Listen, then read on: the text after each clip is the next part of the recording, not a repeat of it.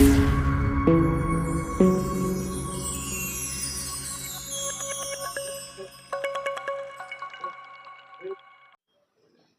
Party ఆఫీసులో జరిగిన press meet గురించి ఈరోజు వివరణ ఇచ్చేందుకు మేము ఈరోజు ఈ కార్యక్రమాన్ని ఏర్పాటు చేయడం జరిగింది.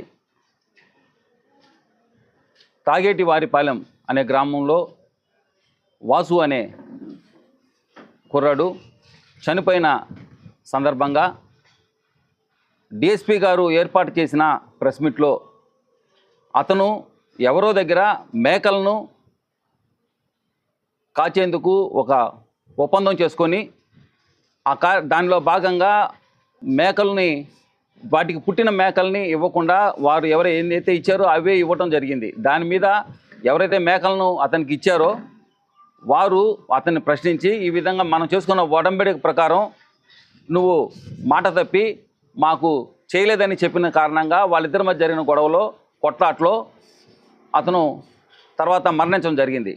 అయితే ఈ విషయంలో ప్రతాప్ కుమార్ రెడ్డి గారే ఈ మొత్తాన్ని నడిపించినట్టు, ఈ మేకలకు ఇవ్వడం కానీ దాని సందర్భంలో ప్రతాప్ కుమార్ రెడ్డి గారు ద్వారా ఇదేదో జరిగినట్టు, ప్రతాప్ కుమార్ రెడ్డి గారు వారిని కొట్టించినట్టు లేనిపోని బురద పూసే మాటలను తెలుగుదేశం పార్టీ నుంచి ప్రెస్ మీట్లో మాట్లాడడం జరిగింది.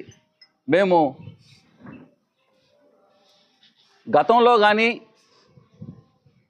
ఎప్పుడైనా ప్రతాప్ కుమార్ రెడ్డి గారు గత 2 సార్లు ఎమ్మెల్యేగా, ఇప్పుడు ప్రతిపక్ష నాయకుడిగా, కావలి నియోజకవర్గ వైఎస్ఆర్సీపీ ఇన్ఛార్జిగా ఉన్న కాలంలో తను ఈ రోజున ఈ స్థితికి ఎదిగిన పరిస్థితుల్లో ఏ విధంగా ఆయన ప్రజలతో మమేకమై ఉన్నారు, ఏ విధంగా ప్రజలతో ఆయన ఉన్నారో ప్రతి ఒక్కరికి కావలి ప్రాంత ప్రజలకు తెలుసు.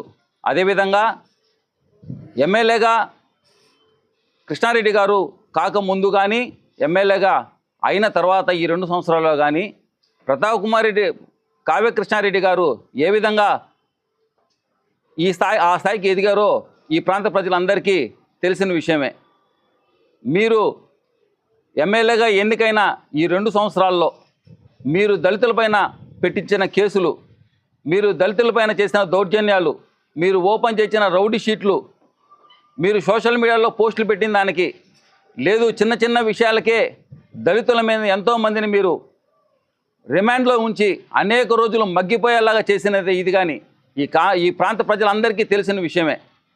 మీరు ఈరోజు దళితుల పట్ల మీరు ఏదో ప్రేమ ఉన్నట్టు, దళితులకి ఏదో వైఎస్ఆర్ కాంగ్రెస్ పార్టీ ఉన్న సమయంలో వారికి ఏదో అన్యాయం జరిగిందని మీరు మాట్లాడుతున్నారు.